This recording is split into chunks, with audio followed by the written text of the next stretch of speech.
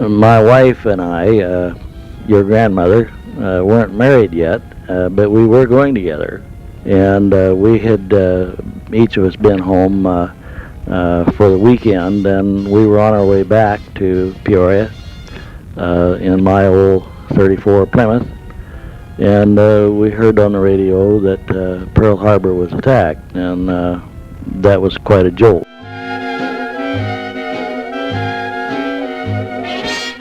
But everyone was alarmed, and everyone was ready to fight tooth and toenail to defend our country.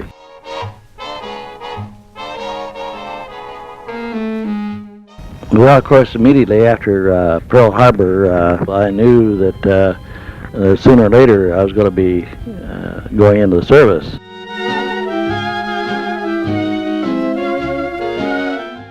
One night I dreamed that I was taking the test and that I passed it. So the next day I went to Peoria and I took the examination. It required a score of 80 in order to pass, and that's what I made, a score of 80. So I became an aviation cadet, and I was duly sworn in and given a paper that I was to become an aviation cadet in the Army Air Corps. Getting my wings not only meant that now I was a qualified pilot, but also that I was an officer in general, a gentleman by order of the President, and that of course made me feel good, you know, because I felt like I had really accomplished something.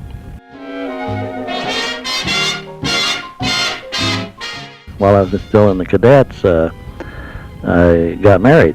And that was quite a memorable experience. I've told people that we didn't have a shotgun wedding, we had sabers. The cadets lined up and held a saber arch across the walk for us to pass through. This was in Montgomery, Alabama. It was quite warm at the time.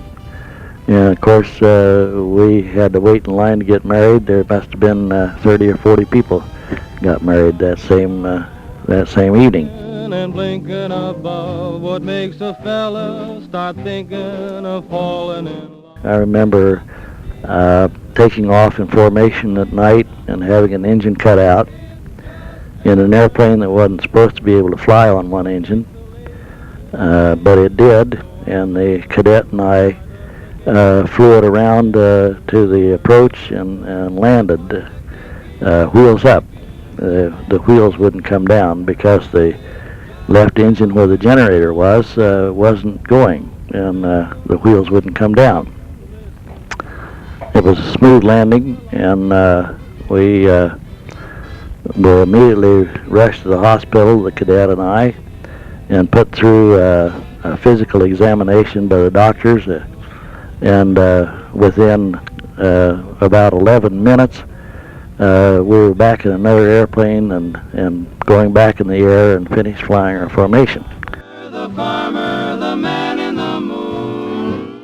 And then I guess actually being discharged, and after almost 3.5 years in the service, I was going to be a civilian again. I guess those would be my memorable experiences.